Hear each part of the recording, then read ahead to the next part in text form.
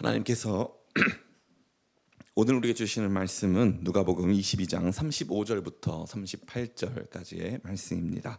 제가 봉독하여 드리겠습니다. 그들에게 이르시되 내가 너희를 전대와 배낭과 신발도 없이 보내었을 때에 부족한 것이 있더냐 이르되 없었나이다. 이르시되 이제는 전대에 있는 자는 가질 것이요 배낭도 그리하고 검 없는 자는 겉옷을 팔아 살지어다. 내가 너에게 말하노니 기록된 바 그는 불법자의 동류로 여김을 받았다 한 말이 내게 이루어져야 하리니 내게 관한 일이 이루어져 감이니라. 그들이 여짜오되 주여 보소서 여기 검 둘이 있나이다. 대답하시되 족하다 하시니라. 아멘. 이 복된 주일 아침에 사랑하는 모든 성도님들에게 주님께서 주시는 복된 평안과 은혜 넘치기를 간절히 바랍니다.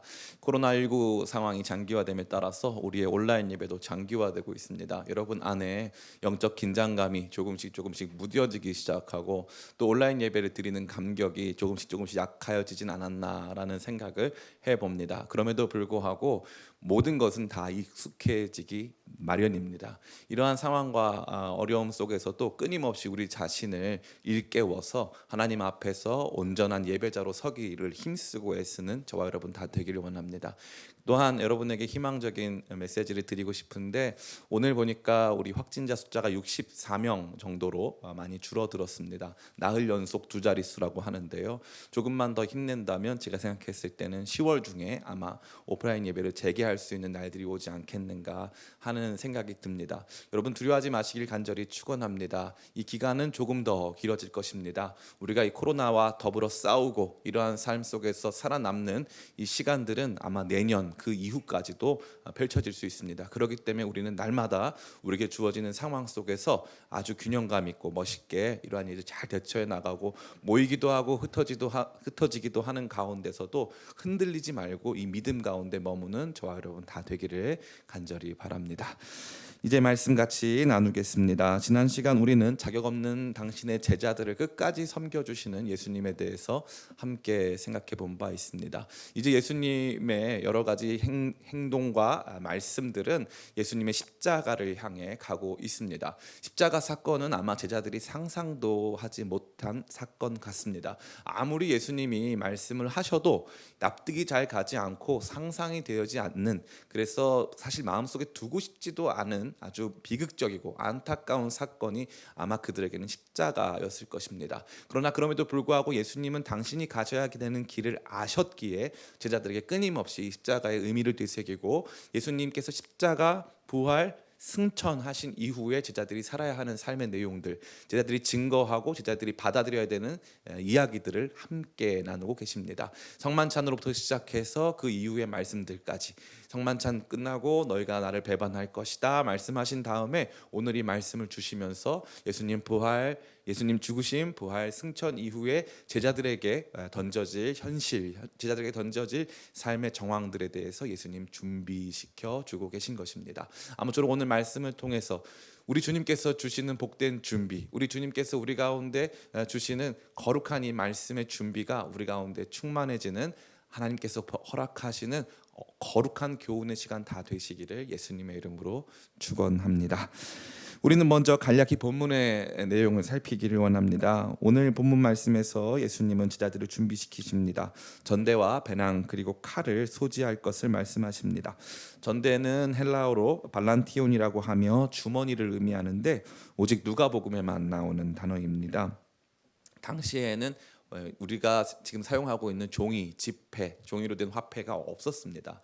당시의 모든 지폐는 실제로 이 금속을 녹여서 주조하여 만든 동전 화폐였습니다.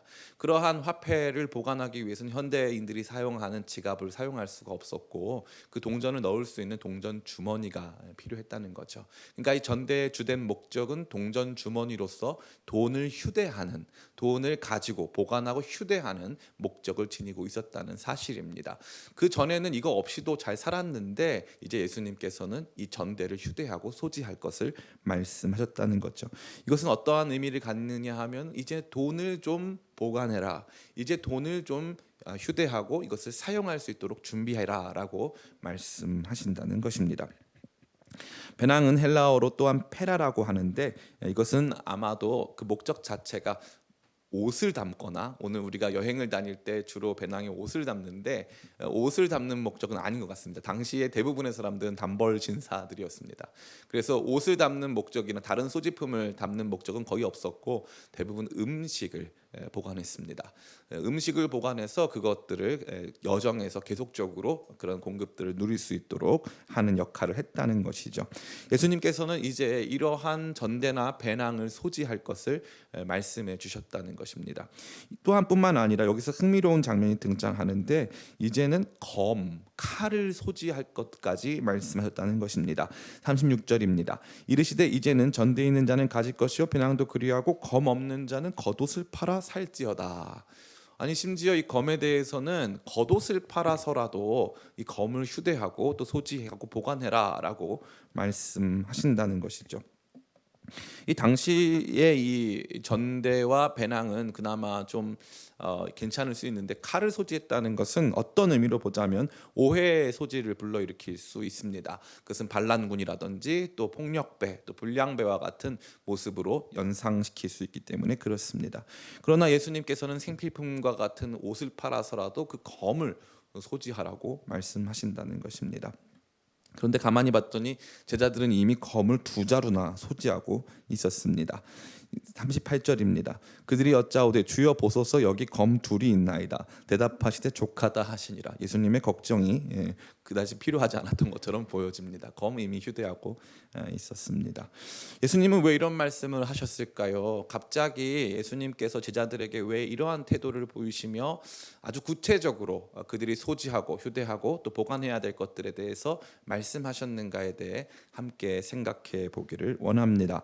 이 말씀이 주는 영적 메시지는 크게 2가지라 할 수 있습니다. 첫 번째는 예수님은 다가올 상황과 현실을 준비시켜 주고 계시다는 사실입니다. 그 상황의 변화라 함은 예수님이 이전에 제자들을 파송했을 당시의 상황과 지금의 상황이 다르다는 것입니다.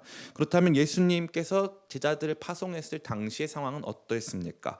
누가복음 10장 3절부터 7절까지의 말씀입니다. 제가 봉독하여 드리겠습니다. 누가복음 10장 3절부터 7절입니다.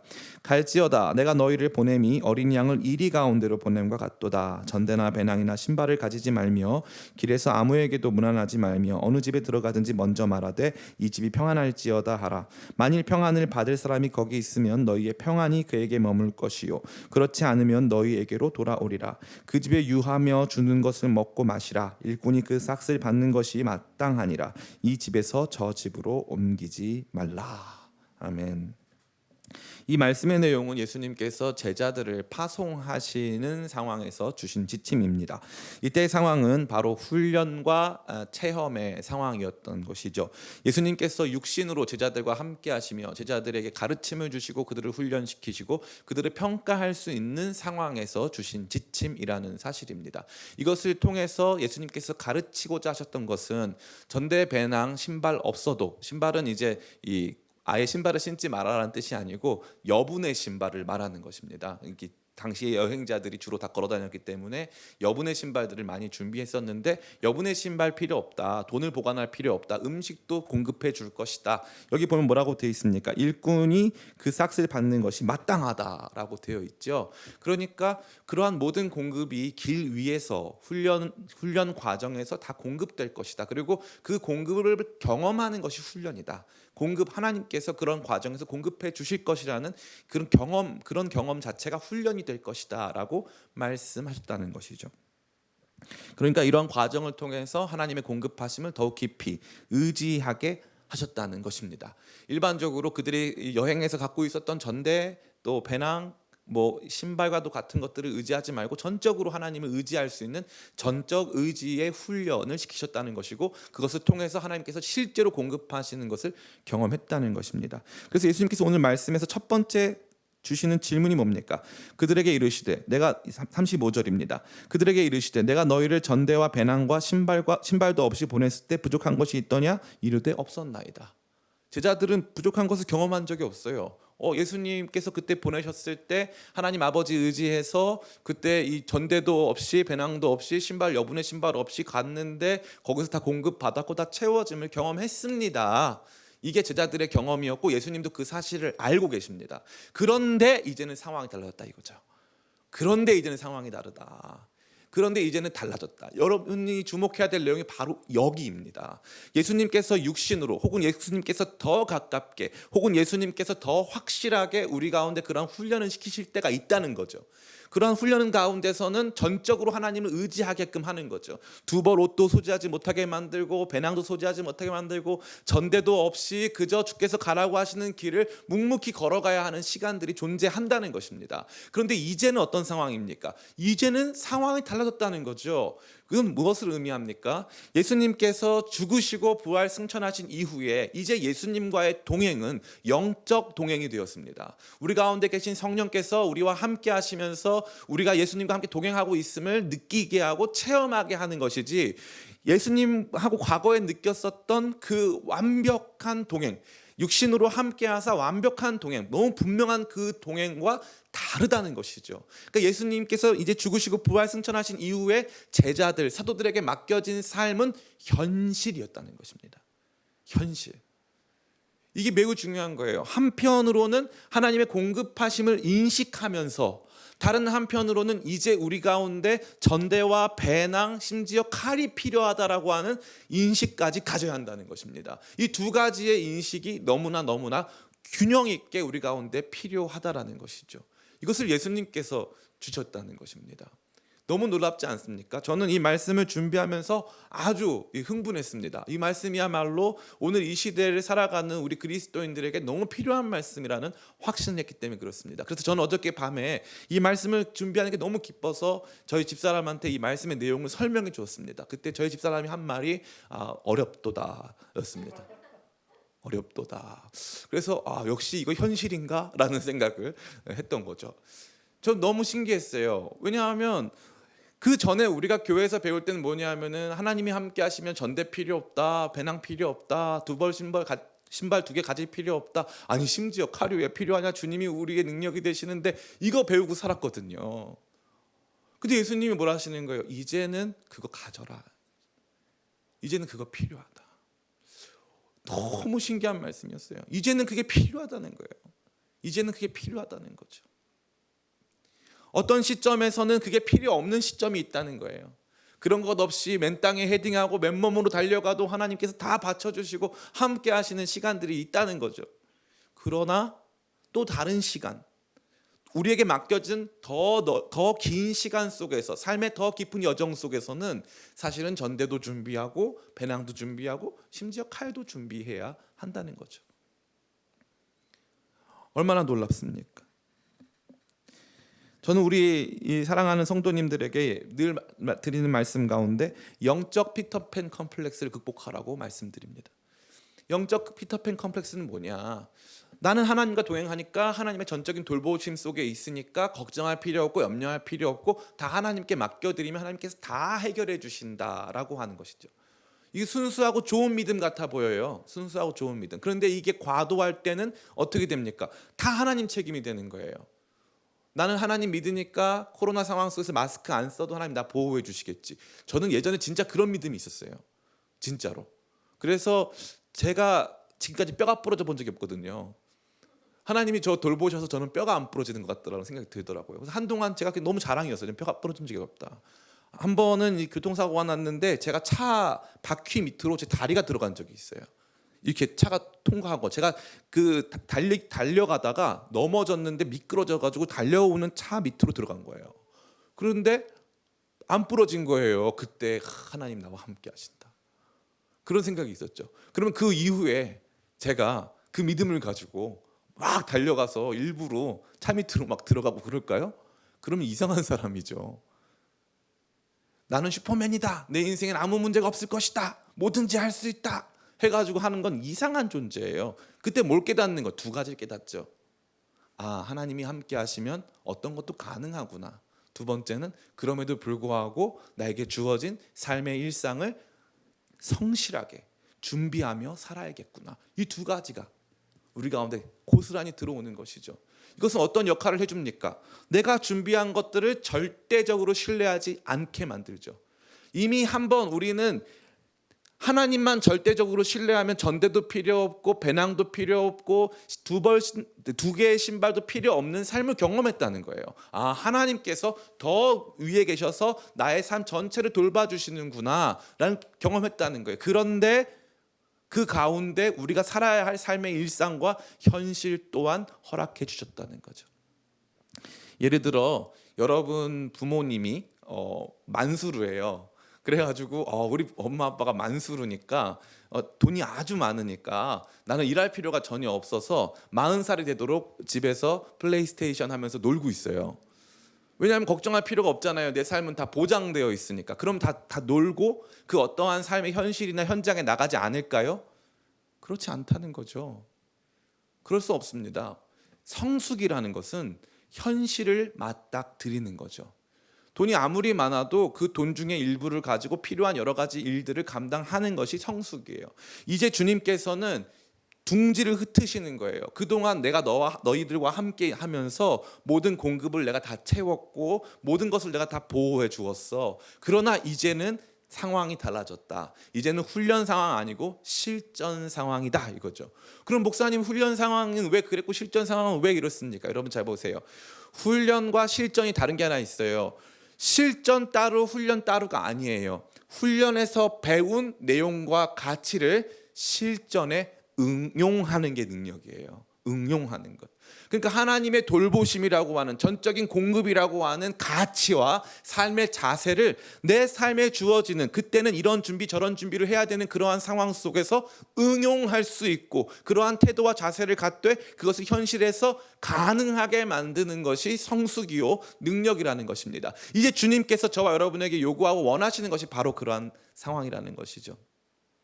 어느 나라나 선교 역사에서 보면은 어느 나라나 선교 초창기에는 하나님의 강권적인 능력이 나타납니다. 그래서 기도하면 병자가 낫고, 이 하나님께서 함께하사 막 병원이 지어지고 학교가 지어지고 하는 위대하고 큰 일들이 주로 선교 초창기에 많이 일어난다는 거죠.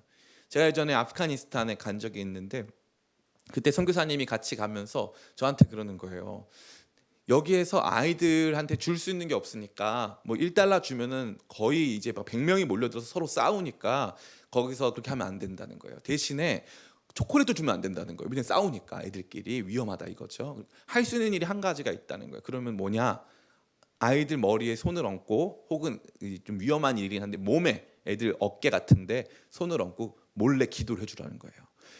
당신께서 경험한 거는 눈이 4시인 아이가 있었는데 그 아이를 위해서 너무 짠하더래요. 기도했는데 눈이 돌아오더래요. 그분이 의사예요. 의사. 그런데 너무 놀랍지 않으세요? 그 역사가 막 일어나는 거예요. 그러면 그게 선교 초창기가 아닌 100년, 200년 되면 그 선교사님이 어떻게 하면 됩니까? 의사 집어치우고 이 작은 예배당에서 사람들 쫙 사실 다 모이세요. 눈초 좀 안 맞는 분 다 모이세요 해가지고 기도해주면 계속 똑같이 나아야 되겠네요. 그런 일이 현저히 줄어든다는 거죠. 그러니까 기독교 신앙은 기적으로 출발하지만 참된 기적인 죽을 수밖에 없는 죄인을 구원하신 예수 그리스도의 놀랍고 영광스러운 십자가와 부활로 나아가는 거예요. 우리의 신앙은 바로 거기로 나가는 거죠. 현실을 외면하고 현실에서 필요한 모든 조건들과 상황들을 다 외면한 채 그냥 하나님께서 다 공급해 주시니까 거기에 완전히 몰입해가지고 그거면 다다 해가지고 두 발을 다 떼고 그냥 하늘 위로만 올라가겠다. 이거는 참된 기독교 신앙이 아니라는 거예요. 예수님께서 말씀하시잖아요. 상황이 달라졌다. 이제는 전대 준비해야 된다. 이제는 너희 가운데 배낭 있어야 된다. 이제는 검 없는 사람은 옷 팔아서 검 사라. 이렇게 말씀하신다는 거죠. 이게 제자들의 어깨 위에 드리워진 삶의 무게입니다. 새들이 둥지에만 있으면요, 엄마가 갖다 주는 거 먹기만 하면 되고 소리만 지르면 돼요. 와. 저는 이제 청년들이 이 방구석 여포라고 하는데 이 키보드 워리어라고 하죠. 댓글 달아서 막 무슨 뭐 기업인들이나 어른들의 행태를 막 이렇게 막 비판하잖아요. 좋은 건데, 사실 좋은 건데, 저는 그 청년들이 한번 살아봐라. 그대로 그 청년들에게 그들이 욕하는 사람들의 삶의 옷을 입혀주고 그대로 한번 살아보라고 말해주고 싶어요. 그대로 한번 살아봐라. 우리가 비판하는 것처럼 우리가 그렇지 않게 살 수 있느냐. 쉽지가 않다는 거죠. 쉽지가 않습니다. 인생은 그런 게 아니에요. 삶은 그런 게 아닙니다. 현실은 현실의 무게가 있습니다. 둥지에서 짹짹짹짹 거리는 건 쉬운 일이에요. 그러나 문제는 뭡니까? 둥지 밖을 향해 날아오르는 것은 어려운 것입니다. 언제 날개를 펄럭여야 되는지, 언제 바람을 타야 하는 건지, 무엇을 준비해야 되는 건지, 얼만큼 먹어야 되는 건지, 얼만큼 비축하고 준비해야 되는 건지 알 수가 없어요. 날기 전까지는 모르는 거죠. 날기 전까지는 몰라요. 그러나 어머니의 공급, 어머니의 가르침, 거기 이 둥지에 있는 새들이 엄마 아빠의 가르침 받고 거기서 먹고 엄마 아빠의 도움을 통해서 둥지 밖으로 날아오르는 그 과정을 통해서 날아오르고 자기 자신도 그러한 공급을 하는 어른 새로 성장하듯이 우리 역시도 마찬가지라는 것입니다. 저는 우리 성도님들이 영적 피터팬 컴플렉스를 버리시기를 간절히 축원합니다. 특별히 이 설교를 듣고 계시는 혹시 우리 교회 성도님들이 아니신 분들이라면 여러분 교회나 우리가 따라가고 있는 목회자들이 이 영적 피터팬 컴플렉스를 조장하고 있다면, 그래서 이 하나님께 우리의 삶을 드리되 하나님께 우리의 삶을 드릴 때에도 우리에게는 전대가 필요하고 배낭이 필요한 거예요. 왜 이 전대 없이 배낭 없이 그저 하나님께 몸만 드리려고 합니까? 이것은 주님께서 원한 것이 아니지 상황이 달라졌다는 거죠. 초창기에 하나님의 강권적인 능력 속에서 그러한 일들이 벌어지는 순간이 있지만 더 긴 인생의 시간 속에서 하나님께서 일상을 드릴 것을 말씀하시고 그 일상 속에는 돈을 보관하고 소지하고 유지할 수 있는 전대, 음식물을 보관할 수 있는 배낭이 필요하다는 거죠. 저는 우리 기쁨의 교회가 이러한 생각들이 있기를 간절히 축원합니다. 이것이 지혜고 이것이 주님께서 가르치신 현실이라고 하는 실전 속에서 주님의 가르치심을 응용할 수 있는 장이 된다는 것입니다. 제가 우리 부교역자들이나 다른 교역자들에게 맨날 여러 가지 지침을 줘요. 제가 해보니까 저는 해봤잖아요. 맨 땅에 헤딩을 해봤잖아요. 그래서 머리도 커지고 많이 힘들었어요. 맨 땅에 헤딩 해봤잖아요. 그러니까 제가 늘 하는 말이 뭐냐, 가끔 어떤 분들이 저한테 이렇게 뭐 개척교회 세미나 해달라고 하면 저 가서 세미나 하면 개척교회 하지 마라. 세미나 주제가 개척교회 하지 않는 법 이런 거예요. 하나님의 응답을 늘 의심해라. 개척교회와 관련됐을 때 늘 의심해라. 그리고 늘 저항해라. 모세가 저항했을 때 하나님께서 봐줬다. 물론 하나님께서 썩 내서 어쩔 수 없이 나중에 가야 된다. 그러나 끝까지 할 수 있는 데까지 저항을 해라. 할 수 있는 데까지. 저보고 2번 개척하라 그러면 저희 집사람한테 제가 그랬어요. 당신 한 번 더 할 수 있겠냐? 개척 한 번 더 할 수 있겠냐? 할 수는 있는데 그때 나는 지금과 다를 것이다. 못하겠다 이거죠. 쉽지가 않아요. 근데 그때는 그게 되더라고요. 희한하네. 돼요 그게. 근데 2번째는 어려울 것 같아요. 못할 것 같아요. 제가 믿음이 약해져서가 아니에요. 주께서 보내시면 하죠. 그런데 뭐냐, 이제 방법을 알았어요. 이런 식으로 맨 땅에 헤딩하는 거, 그거 100번 계속 맨 땅에 헤딩만 계속하는 맨 땅 헤딩 전문가가 되는 걸 주님께서 원하신 것이 아니에요. 시간이 가면서 이렇게 준비하고 저렇게 준비하고 이런 부분에서 내가 훈련 받아서 어느 정도 준비를 통해서 해야 한다라고 제가 말씀해 주시더라고요. 그게 실력이고 그게 우리가 믿음을 갖고 걸어가는 여정 속에서 반드시 가져야 하는 모범적인 내용이 되는 것입니다. 사랑하는 성도 여러분, 오늘 이 말씀 어렵지만 딱 이거만 알면 돼요. 상황이 달라질 수 있구나. 상황이 달라질 수 있는 거예요. 이제 이것들이 필요하구나. 2번째입니다. 첫 번째는 상황의 변화라면, 2번째는 그러한 상황의 변화 속에 주어진 것들을 절대적으로 신뢰해서는 안 된다 하는 것이죠. 이것도 흥미롭습니다. 목사님 뭐예요? 아까는 전대도 필요하고 배낭도 필요하다면서요? 예, 맞아요. 전대도 필요하고 배낭도 필요한데 전대, 배낭 그것을 절대적으로 신뢰해서는 안 된다라는 거죠. 절대적으로 신뢰해서는 안 된다. 어떻게 알 수 있습니까? 우리 이 말씀 37절 38절 먼저 같이 읽겠습니다. 시작. 내가 너희에게 말하노니 기록된 바 그는 불법자의 동류로 여김을 받았다 한 말이 내게 이루어져야 하리니 내게 관한 일이 이루어져 가미니라. 그들이 여짜오되 주여 보소서 여기 검 둘이 있나이다. 대답하시되 족하다 하시니라. 아멘. 여기 흥미로운 것은 무엇입니까? 여기 이 예수님께서 특별히 칼을 준비하라고 했는데 이것은 마치 무엇으로 보이냐 하면 제자들 또 성도들 또 교회가 여러 가지 공격과 핍박 앞에서 칼로 자기 자신을 보호할 수 있는 자위권, 그것을 보여주는 것만 같아요. 그런데 예수님께서 칼을 사라고 하신 중요한 배경에는 그것이 아니라 이 제자들이 마치 범법자들, 제자들이 마치 불법자들, 반란군처럼 보이도록 하여서 성경 말씀을 성취하려고 하는 목적이 있었다는 것을 말해주고 있는 것이죠. 이게 아주 흥미로운 것입니다. 이 부분과 관련돼서 우리가 이사야서 53장 12절 말씀 같이 한번 묵상했으면 좋겠습니다.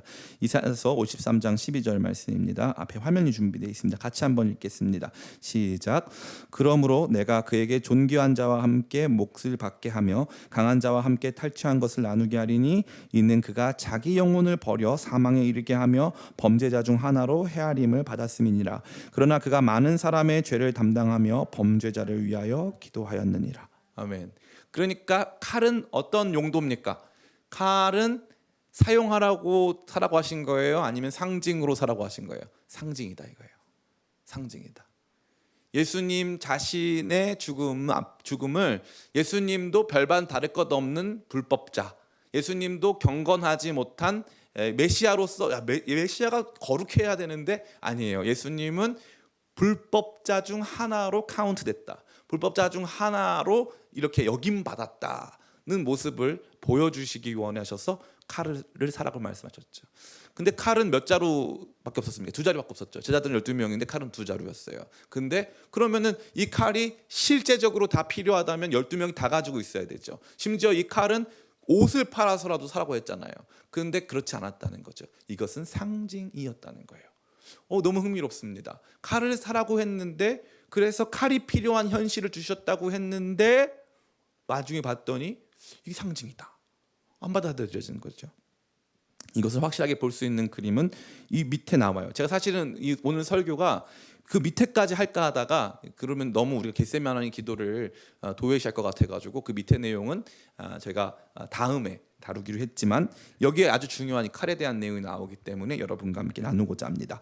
누가복음 22장 49절부터 51절까지의 말씀입니다. 우리 같이 한번 읽겠습니다. 시작.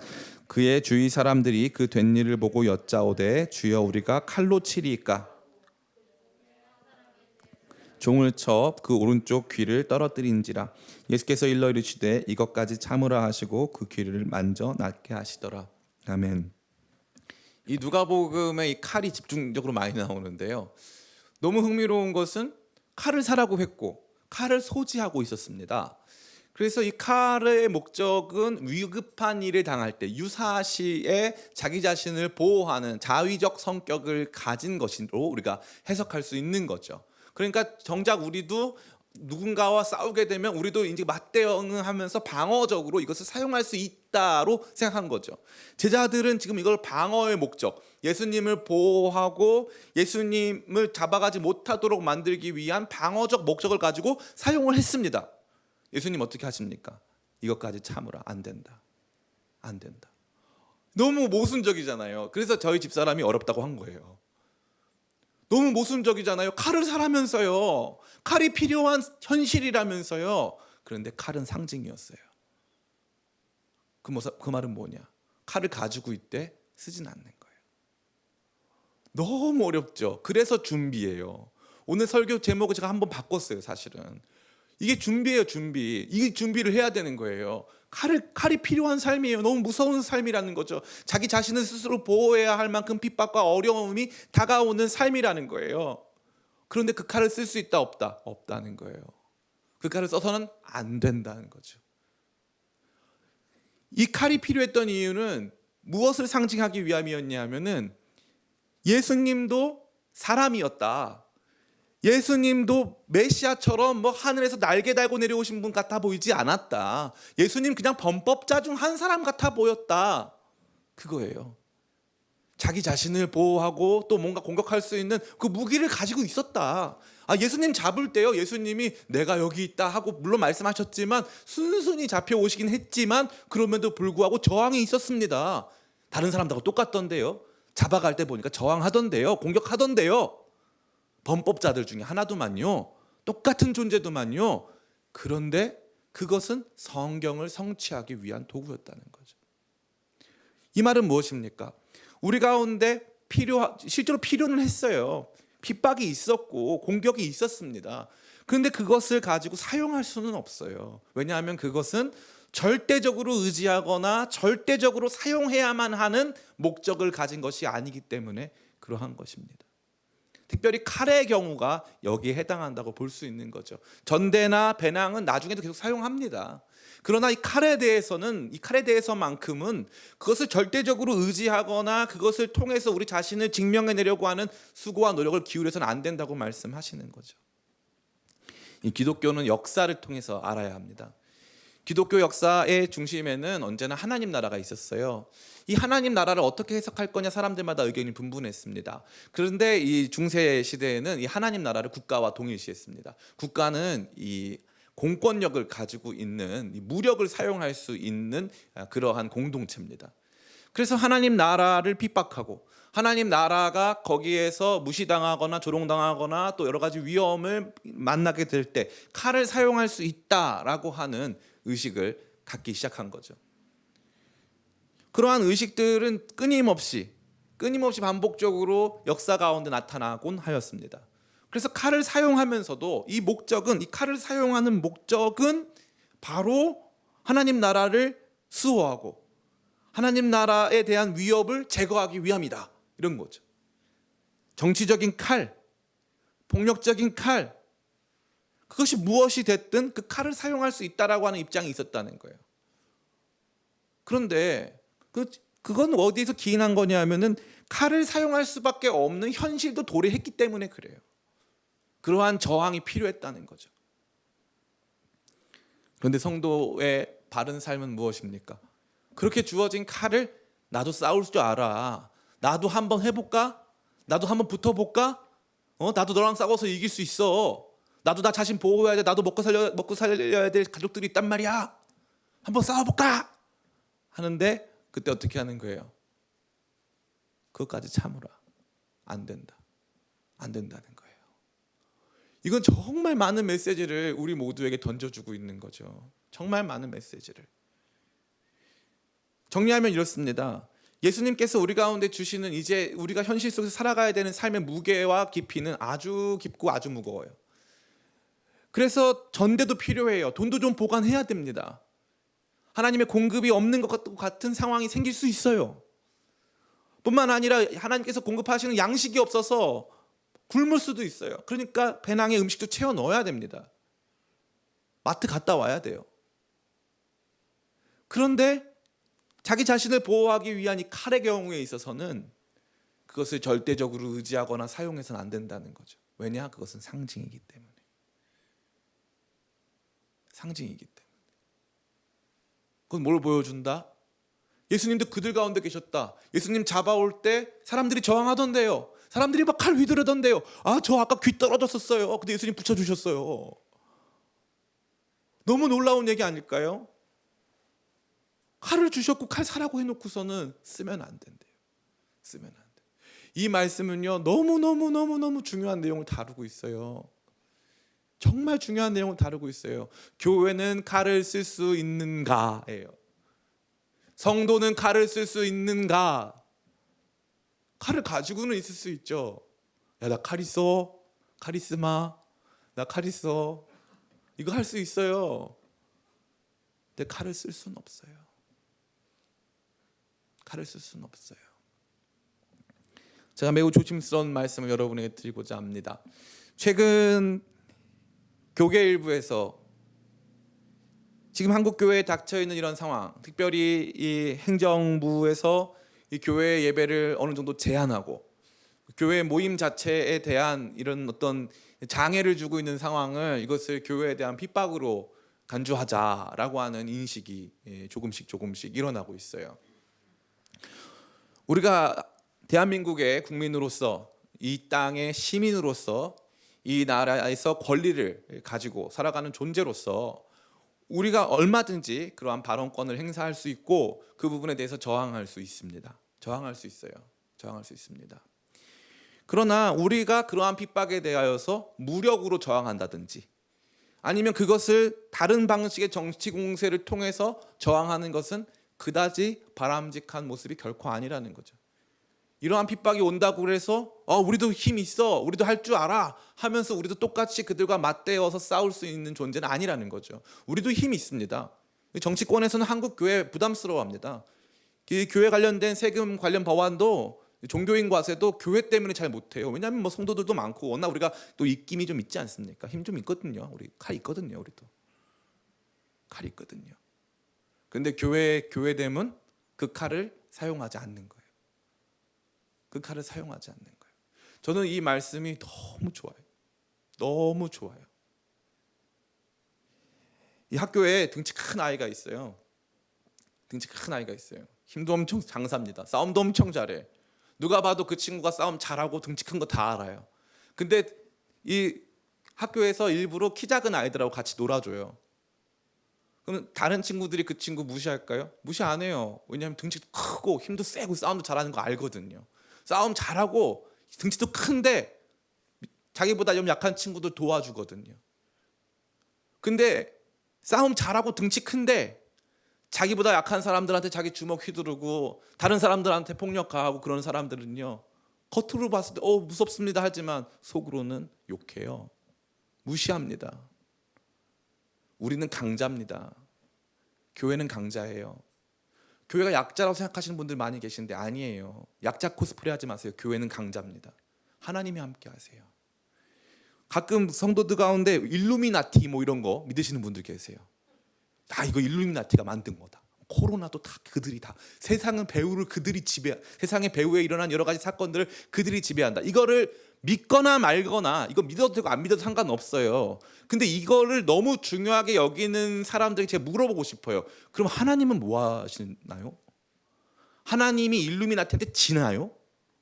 하나님 나라가 그러면 일루미나티한테 지고 패배하고 망하나요? 아닌 것 같은데요. 역사 속에서 예수 그리스도의 복음으로부터 출발한 하나님의 나라를 막으려고 하는 수많은 시도들이 있었어요. 수많은 시도들이. 제국은 언제나 복음을 막아왔어요. 근데 복음이 막힌 적이 없네요. 하나님 나라가 작아진 적이 없네요. 일루미나티가 아무리 그들의 계략을 가지고 한다 할지라도 하나님 못 이기잖아요. 우리가 그 하나님을 믿는다면 일루미나티한테 지는 하나님을 믿으면 안 되잖아요. 그러니까 교회는 강자예요. 세상에서 제일 강한 하나님을 모시고 있으니까요. 우리는 강자입니다. 그러나 문제가 뭐예요? 현실 속에서 우리가 그런 핍박을 당하는 것만 같은 상황, 우리가 그러한 박해 속에서 폭력과 압제를 경험하는 것 같은 상황을 느낀다는 거예요. 그러니까 칼이 필요하긴 하겠죠. 그런데 그거는 어디까지나 상징이기 때문에 사용할 수 있다 없다? 없다는 거예요. 없다는 거죠. 그래서 주님께서 이제 이 상황 속에서 준비하라고 하신 모든 것들도 그것이 절대적이거나 그것만 믿고 살 수는 없다라는 것입니다. 사랑하는 성도 여러분, 이 말씀은 저와 여러분에게 엄청난 모순을 던져줍니다. 첫 번째 모순은 뭐냐면은 상황에 대한 모순이에요. 한편으로는 하나님을 전적으로 의지하는 그러한 마음 가지고, 다른 한편으로는 이제는 또 상황이 달라졌대.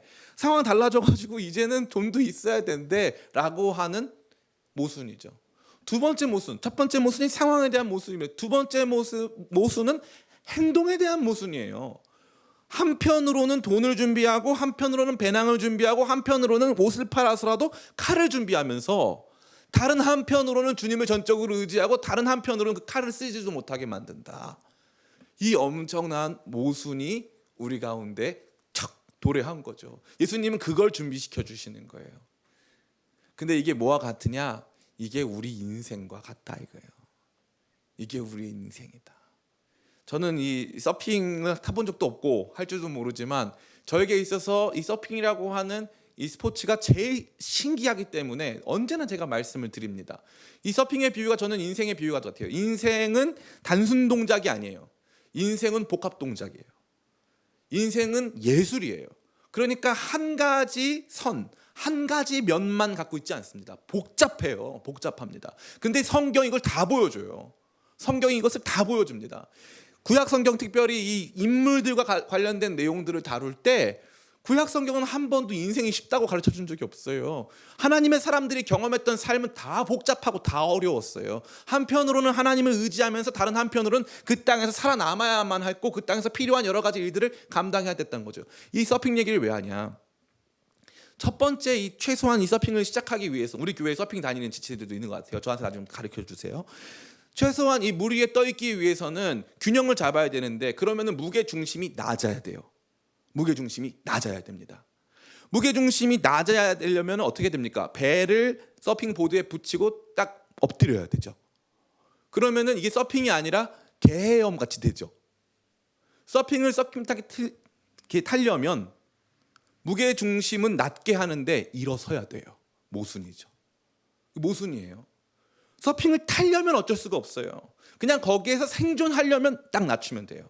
그런데 생존이 아니라 일어서서 그 파도를 향해서 나아가서 서핑을 타려면 무게중심이 낮아야 된다라고 하는 원리는 같되 조금 들어 올리고 자세를 갖춰서 앞으로 나가야 된다는 거예요. 그게 가치 있는 삶이라는 거죠. 여기에 대입해도 똑같습니다. 우리 가운데 주어진 현실 어려울 거야. 딱 낮춰. 처음에 출발할 때 서핑 보드에 배를 딱 붙여. 딱 낮춰야 돼. 그래야 안 넘어져. 그래야 우리가 어쨌건 물 위에 떠 있을 수 있어. 그거는 물 위에 떠 있을 수 있는 최소 조건이죠. 그런데 한번 물 위에 뜨면 그때 일어서면 넘어질 수 있는데요. 그러니까 무게중심 낮추고 균형 잘 잡고 일어서. 이게 모순이거든요. 근데 이게 삶이에요. 이게 우리 가운데 펼쳐지는 삶이에요. 한편으로는 사랑하면서 한편으로는 나를 공격하는 그들과 맞대어 싸우면서 피하면서 균형 잡고 살아가는 삶이라는 거죠. 우리 주님은 저와 여러분에게 영적 피터팬 컴플렉스의 삶을 주신 적이 없어요. 일어나서 우리에게 주어진 가치와 원리들을 살아내라고 말씀하시는 거예요. 전대도 필요하고 배낭도 필요하고 칼도 필요하다는 거죠. 제가 우리 젊은 교역자들 앉혀놓고 맨날 이런저런 조언들을 아주 많이 해줘요. 저는 못했던 거. 야, 너 주택청약 꼭 들어라. 이런 거 꼭 필요하다. 보험 꼭 들어라. 저는 보험이 없이 살았어요. 하나님이 제 보험이시죠. 근데 알고 봤더니 이 하나님께서는 뭐 DB 생명 이런 거 아니시더라고요. 하나님은 그냥 생명. 뭐 그런 쪽 아니시더라고요. 그런 그 상품이 없으세요. 영원한 생명으로 함께 하세요. 근데 우리는 이런 거예요. 우리가 갖는 더 극단적인 모순이 뭐냐면 하나님이 주신 삶이 모순 같죠? 우리의 모순이 훨씬 커요. 우리의 모순은 뭐냐? 우리의 모순은 교회에 와서 기도할 때는 예배 드릴 때는 저는 하나님만 믿습니다 이렇게 하고 밖에서는 말은 하지 않아도 저는 돈만 믿어요. 저는 부동산만 믿습니다. 이거예요. 훨씬 큰 모순이 있어요. 근데 오히려 가만히 생각해 보세요. 예수님은요 그 모순을 회피하시거나 우리는 종교니까 그런 말 하면 안 돼라고 말하지 않으시고 그 모순을 끌어안으시는 거예요. 자 봐라, 너 그거 필요한 거 내가 인정할게. 그거 필요한 거 맞아. 성도의 삶에 그러한 시간들이 와. 나의 공급이 잠시 멈춘 것만도 같은, 나의 보호가 잠시 멈춘 것만도 같은 삶의 정황이 찾아올 거야. 그런데 그러한 상황 속에서 이런 준비들을 하는 게 맞고 그렇게 해야 되는데 그거 절대적으로 의지하면 안 돼. 그 절대적으로 의지하면 안 돼. 그게 너가 살아가야 하는 삶이란다. 이 말씀이야말로 도리어 우리에게 모순을 주는 것 같아 보이지만 우리의 삶을 가장 바르게 해석하고 현실 속에서 일상 속에서 정말 예수님 제대로 믿게 하는 아주 위대한 말씀이 아닐 수 없는 것입니다. 이제 말씀을 마칩니다. 예수님은 제자들을 준비시키고자 했습니다. 이제 육신으로 함께 하시는 것 같은 형태가 아닌 성령으로 함께 하시는 시대가 열리기에 제자들에게 그들이 맞이하게 될 현실을 직면하게 하고 가르치신 만족과 충족의 태도를 지닌 채 전대도 갖고 배낭도 가져야 함을 말씀하신다는 것입니다. 뿐만 아니라 제자들이 경험해야 할 여러 가지 핍박과 자기 자신을 보호해야 할 상황들에 대해서도 미리 그들에게 준비시켜 주시면서 칼을 가질 것을 말씀하셨습니다. 그러나 다른 한편으로는 그 칼을 다른 사람 죽이고 한번 같이 똑같은 모습으로 싸워보자 라고 하는 내용으로 싸우는 도구로 사용해서는 안 된다고 말씀하시는 거죠. 이 모든 것은 우리 모두에게 엄청난 모순을 던져주는 것 같아 보이지만 그렇지 않고 도리어 우리를 성숙으로, 삶의 엄청난 파도를 마주 대하는 위대한 서핑을 타게 하는 놀라운 성숙으로 만들어가고 있다는 것입니다. 앞서 같이 읽었던 말씀 이사야서 53장 12절 뒷부분이 바로 그렇습니다. 제가 읽어드리겠습니다. 이는 그가 자기 영혼을 버려 사망에 이르게 하며 범죄자 중 하나로 헤아림을 받았음이니라. 그러나 그가 많은 사람의 죄를 담당하며 범죄자를 위하여 기도하였느니라. 아멘. 예수님은 범죄자 중 하나, 자기 욕심을 극대화하고 자기 욕망을 위해서 타인에게 피해를 주는 범죄자 중 하나와 같이 오겠다는 거죠. 그런데 도리어 예수님은 범죄자들을 위해서 기도하시는 분이었다는 거예요. 성도들의 삶도 마찬가지예요. 쟤도 다 집 있어. 쟤도 다 다 돈 많이 벌었어. 쟤도 열심히 일하고 돈 벌고 살아. 쟤도 전대 있어. 쟤 좋은 전대 써. 쟤도 좋은 배낭 있어. 집에 냉장고 커. 야, 근데 종교인이 조금 산은 산이요, 물은 물이로다. 그럼 자기 비움 무소유 이래야 되는 거 아니야? 그건 종교죠. 복음은 다릅니다. 복음은 인생 속에서 전대 필요하지. 통장도 있어야지, 몇 개 있어야지, 열심히 돈 모아, 재테크도 해야지. 복음은 배낭 있어야지, 밥도 먹어야 되니까. 보험도 있어야지, 어떤 일 당할지 모르겠으니까. 그런데 그거 전부 아니야. 그게 다 아니야. 그거 마음껏 자유롭게 사용하면서 다른 사람 피해 줘가면서 사는 거 우리 인생 아니야. 하나님께서 때로는 우리와 함께하지 않으신 것 같은 삶의 순간들을 맞이하지만, 그래서 나에게 전대도 있고 이것도 있지만 그거 나한테 전부 아니야. 주님이 전부야 라고 고백하면서 살아갈 수 있는 복된 균형의 삶, 영적 피터팬 컴플렉스를 이겨내고 현실을 마주대하고 현실의 파도를 서핑 타면서 기쁘게 살아갈 수 있는 위대한 삶을 저와 여러분 모두에게 허락하셨다는 것입니다.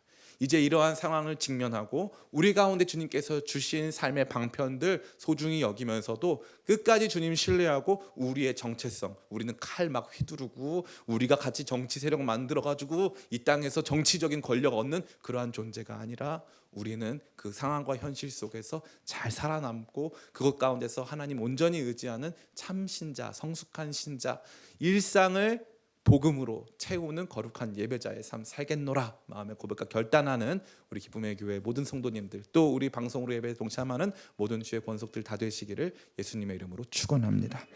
잠시 같이 제가 기도하겠습니다. 아버지, 참 어려운 말씀 증거하였습니다. 이 말씀을 있는 그대로 증거하기가 참 어려웠습니다. 한편으로는 하나님만 의지하고 살면 모든 문제 걱정 없다 말하고 싶었습니다. 다른 한편으로는 그래도 성도들에게 이것도 있어야 되고 저것도 있어야 된다 말하고 싶었습니다.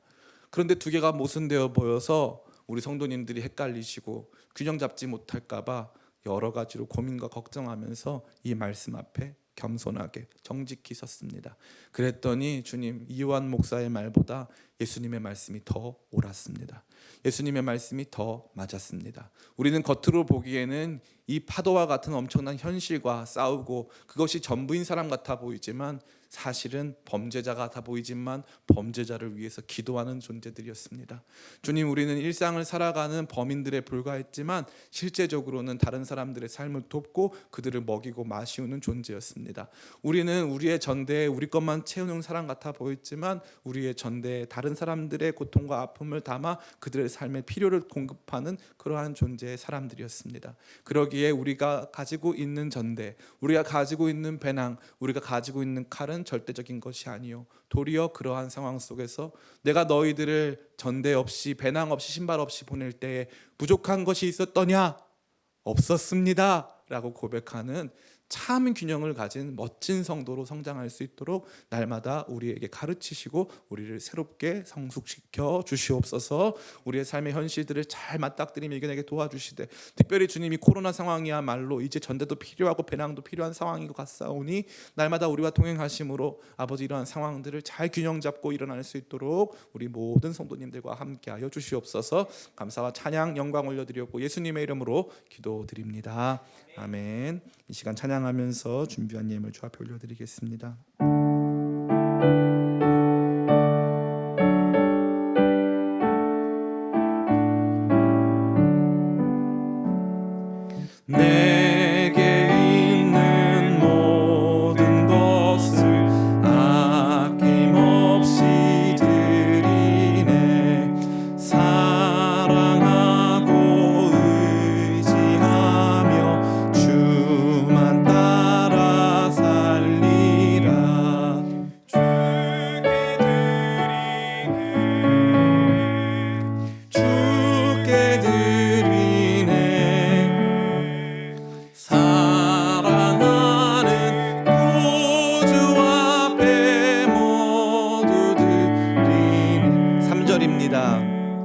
내게 있는 모든 것을 주를 위해 주의 성령 충만하게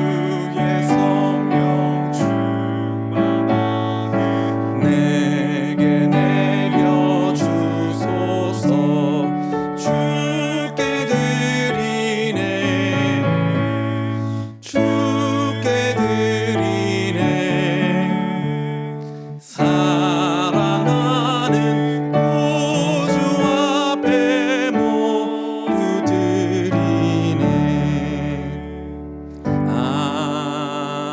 아멘. 아버지 감사합니다. 주 앞에 올려드린 우리의 삶의 재정의 일부, 그러나 이 재정의 일부에 우리의 삶 전체, 우리의 전부를 올려드립니다. 주님 받아 흠양하여 주시옵고, 주님 예물 통하여서 주의 나라, 주의 권세 이 땅 가운데 충만하게 드러나게 하시옵소서. 그러나 우리의 예물 드림도 사용하여 주사 우리의 삶, 배낭도 필요하고 전대도 필요하고 칼도 필요해 보이는 현실 속에 살아가는 가운데 있사오니 주님 앞에 올려드리는 이 복된 행위로 말미암아 전대가 있어도 영원할 수 없고 배낭이 있어도 충분하지 않는다. 내게 온직 충분한 것은 주님이다 라고 하는 거룩한 선포요 고백이 되게 하사 우리의 전대의 가치, 우리의 배낭의 가치, 우리의 칼의 가치가 영원하고 절대적인 것이 아니라 도리어 주님께서만 영원하시고 주님께서만 가치 있으심을 선포하는 귀한 시간 되도록 역사하여 주시옵소서. 주님, 코로나 어려운 시기를 만나고 있습니다. 내년이 더 어려워질 것이라고 많은 전문가들이 예측하고 있고 실제로 삶 속에서 그러한 어려움에 직면해 있는, 그래서 배낭도 필요하고 전대도 필요했구나라고 마음 한켠에 아쉽고 안타까운 마음 가지고 눈물을 흘리고 있는 우리 많은 성도들이 있사오니 찾아가 위로하여 주시옵소서. 주님께서 하신 말씀인 줄 믿사오니 이제 주님께서 주시는 새로운 전대, 주님께서 주시는 새로운 배낭 메고 이 땅에서 현실 속에서 잘 살아갈 수 있도록 공급하시는 그러한 삶에서 채워주심 경험하도록 역사하여 주시옵소서. 주께서 주의 모든 권속들을 평안 가운데 또 지혜롭게 성숙으로 인도하실 것 믿고 감사 찬양 올려드리오며 예수님의 이름으로 기도드립니다. 아멘. 예, 이 시간 광고 시간입니다. 여러분 카카오톡에 공유해드린 광고 내용 참고해 주시면서 광고 함께 들어주시면 좋겠습니다. 우리 온라인 예배 계속되고 있습니다. 제가 생각했을 때 이 추석으로